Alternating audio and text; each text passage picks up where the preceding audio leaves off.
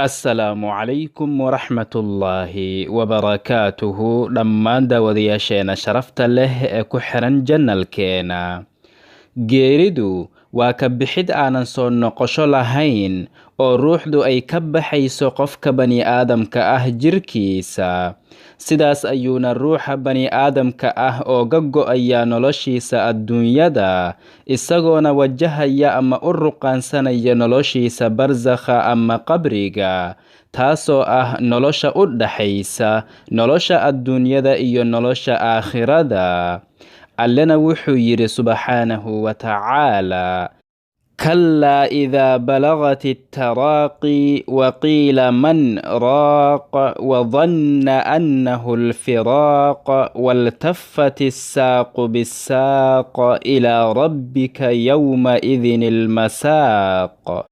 كلا إذا بلغت التراقي dhab ahaantii markay qofka bani'aadamka ah ruuxdiisu dhuunta soo gaarto ama ay xabadkiisa ka sara marto. waqiila man raaq, oo qaar ka mid ah dadka la joogana ay yidhaahdaan yaa tuf yaqaana oo ku tufaya, maadaama dhammaan waxyaabihii caadiga ahaa ee la isku dawayn jiray ay ku quusteen oo ay ka daaleen. wadanna annahu alfiraaq, oo qofkii xanuunsanaana uu yaqiinsado in waxa ku soo degay ay yihiin firaaqayn uu adduunyada firaaqaynayo, maadaama uu arkayo malaa'igtii nafta ka qaadi lahayd oo u soo xaadirtay. waltafat issaaqu bisaaq, oo labadiisa lugood ay isku soo qalloocdaan ama ay kala qalloocdaan, ama shiddada adduunyada aakhirkeeda iyo shiddada aakhirada bilowgeedu ay isugu xidhiirsamaan. ilaa rabbika yowmaidin ilmasaaq. alle subxaanahu wa tacaalaa xaggiisa ayaa addoommada dhammaantooda loo celin doonaa maalinka qiyaamaha, kadibna waxaa loo kala dareerin doonaa jannada ama naarta walciyaadu billaah. waxaa jiraan calaamado dhowr ah oo ka muuqanaya qofka dhimanaya, kuwaasoo tilmaamaya in malakulmowtku calayhi salaam uu soo xaadiray. haddaba maxay kala yihiin calaamadahaasi? muuqaalkan gudihiisa ayaan idinkugu soo gudbin doonaa dhammaan su'aalahaas iyo kuwo kaloo badan. daawasho wacan.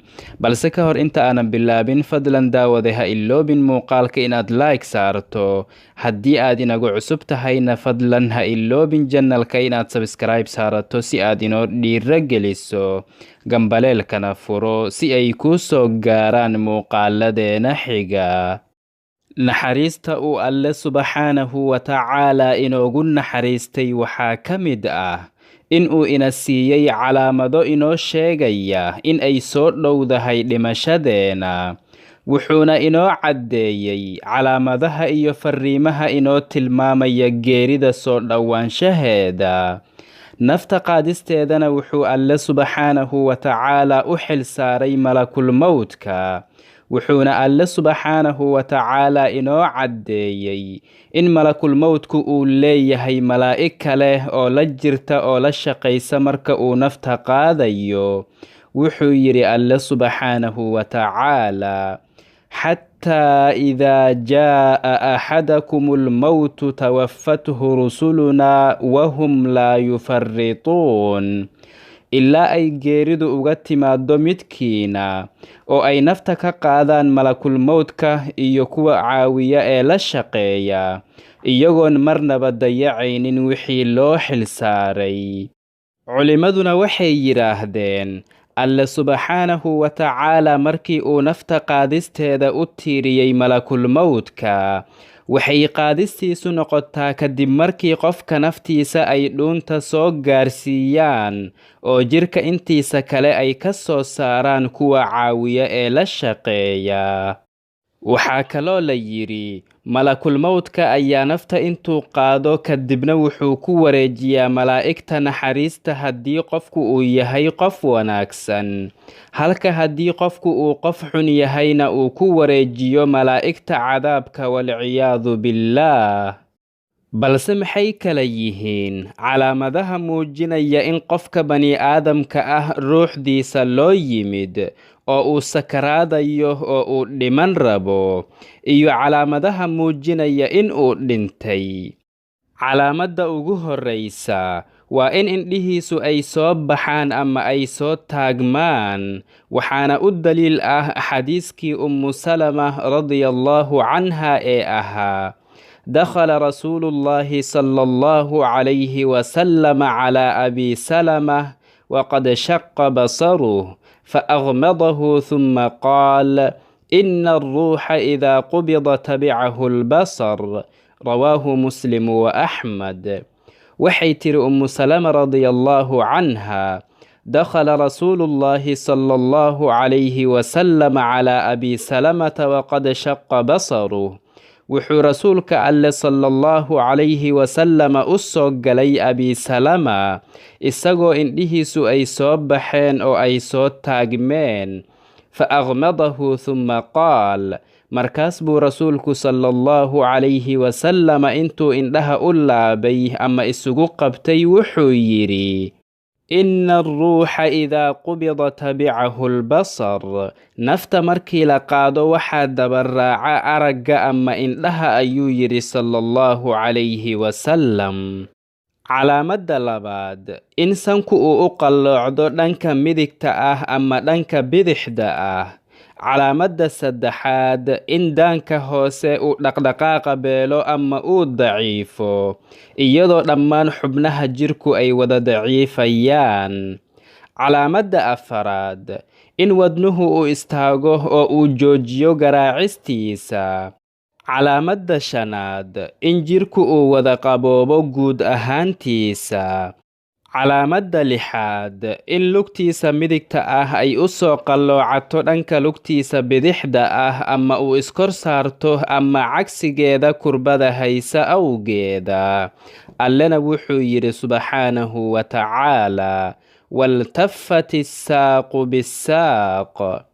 calaamadihii uu rasuulku sallallahu calayhi wasalama caddeeyeyna waxaa ka mid ah indhaha oo taagma, in qofku uu si xoog badan u kala furo labadiisa indhood. waxaana u daliil ah qowlkii rasuulka sallallahu calayhi wasalam, sida aan haddayba soo sheegna wuxuu yidhi rasuulku sallallahu calayhi wasalam: ina alruuxa idaa qubida tabicahu albasar. nafta markii la qaado waxaa dabaraaca aragga ama indhaha. sidoo kale waxaa jira sakaraatulmowtka. sakaraadkana dadku waa ay ku kala duwan yihiin, waxaana u daliil ah qowlkii rasuulka sallallahu calayhi wasalama ee ahaa: inna lilmowti sakaraat. geeridu waxay leedahay sakaraad, ayuu yidhi sallallahu calayhi wasalam. sakaraadka shiddadiisa ama darnaantiisu ma muujinayso in qofka iimaankiisu uu nuqsaan yahay, bal waxay u tahay in loogu siyaadiyo xasanaadkiisa iyo in looga dhaqo sayi'aadkiisa. balse isku soo wada duuboo qofka muslimka ah waxay ruuxdiisa uga baxaysaa si fudud oo sahlan.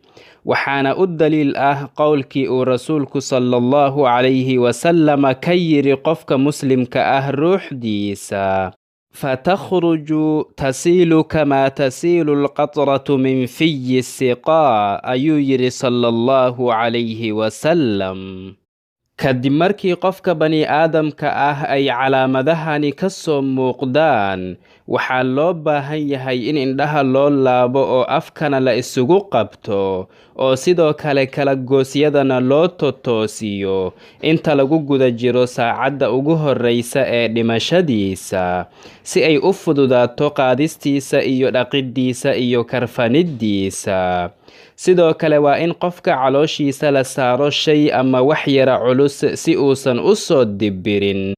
waa haddii dib loo dhigayo ama la daahinayo oo markaas aanan loo diyaarsanayn in la gudagalo hawshiisa.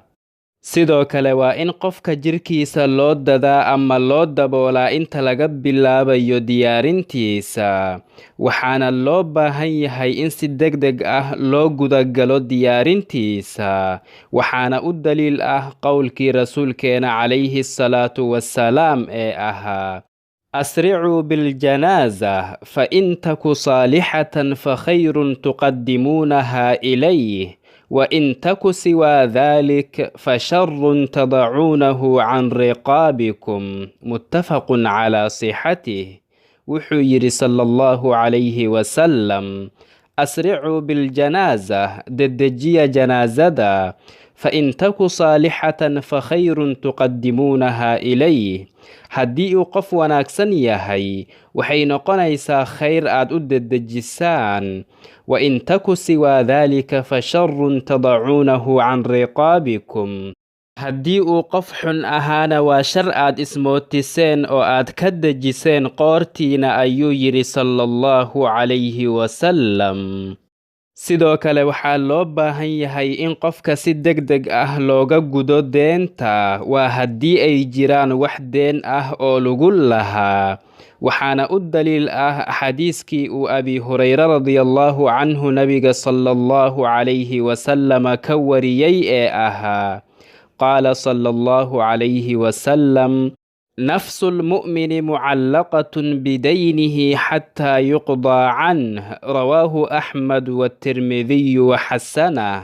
وحير نبي عليه الصلاة والسلام: نفس المؤمن قفك مؤمن كأه نفتيسو mucallaqatun bidaynih, deenta lagu lahaa awgeeda ayaa loo laalaadiyaa oo loo xabisaa xataa yuqdaa canh, ilaa laga gudo ama looga bixiyo.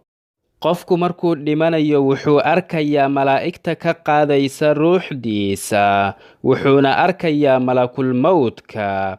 sidoo kale wuxuu ogaanayaa in masiirkiisu uu jannada yahay ama uu naarta yahay, walciyaadu billaah. waxaana u daliil ah qowlkii alle subxaanahu wa tacaala ee ahaa: الذين تتوفاهم الملائكة طيبين يقولون سلام عليكم سلام عليكم ادخلوا الجنة بما كنتم تعملون. alle wuxuu yidhi subxaanahu wa tacaala: الذين تتوفاهم الملائكة طيبين، kuwa ay malaa'igtu arwaaxdooda ka qaadayso iyagoo quluubtoodu ay daahirsan tahay oo ay ka daahirsan tahay kufriga. yaquuluuna salaamun calaykum, waxay malaa'igtu ku tiraahdaa nabadgelyo korkiina ha ahaato. udkhulu ljannata bimaa kuntum tacmaluun, gala jannada wixii aad soo shaqaysateen oo ah iimaanka iyo alle subxaanahu wa tacaala u hoggaansamidiisa ah awgii. wuxuu qofka dhimanaya arkayaa malaa'igtii sharafta badnayd iyagoo samada ka soo degaya oo agtiisa ku sheekaysanaya, oo wada karfantii naftiisa ay ku karfani lahaayeen iyo barfuunkii ay ku carfin lahaayeenba. wayna salaamayaan, isaguna waa uu ka radinayaa, ha ahaato inuu qalbigiisa ooga radiyo, ama inuu ku dhawaaqo, ama inuu ishaaro ama tilmaan ooga jawaababa. waxaana u daliil ah bishaaraynta ay malaa'igtu u bishaaraynayso qofka mu'minka ah, iyo weliba canaanta ay canaananayso qofka kaafirka ah. waxayna culimmada qaarkood ku tageen in uusan jirin daliil cad oo muujinaya in qofka dhimanaya uu arkayo malakulmowdka, balse wuxuu alle subxaanahu wa tacaala arrinkaas u khaas yeelay qaar ka mid ah addoommadiisa. waxaa kaloo la wariyaa in malaa'igtu ay qofka mu'minka ah ugu imaanayso iyagoo leh suurado aad u wanaagsan, halka qofka gaalka ahna ay ugu imaanayso iyagoo leh suurado aad u xunxun. imaamulqurtubina raximahullah wuxuu sheegayaa in qofka dhimanaya loo bandhigayo waxyaabaha qaarkood, isagoona ooga sheekaynaya dadka jooga hareerihiisa. فاللهم إنا نسألك حسن الخاتمة ربنا وفقنا لكل ما تحب وترضى. اللهم إنا نسألك رضاك والجنة ونعوذ بك من سخطك والنار. اللهم ارزقنا حسن الخاتمة. ربنا نعوذ بك من عذاب القبر ومن عذاب جهنم ومن فتنة المحيا والممات ومن شر فتنة المسيح الدجال. اللهم أعنا على ذكرك وشكرك وحسن عبادتك، وثبتنا على توحيدك وسنة نبيك محمد صلى الله عليه وسلم حتى نلقاك برحمتك يا أرحم الراحمين. هذا والله تعالى أعلى وأعلم، وصلى الله وسلم وبارك على سيدنا محمد وعلى آله وصحبه أجمعين. والسلام عليكم ورحمة الله وبركاته.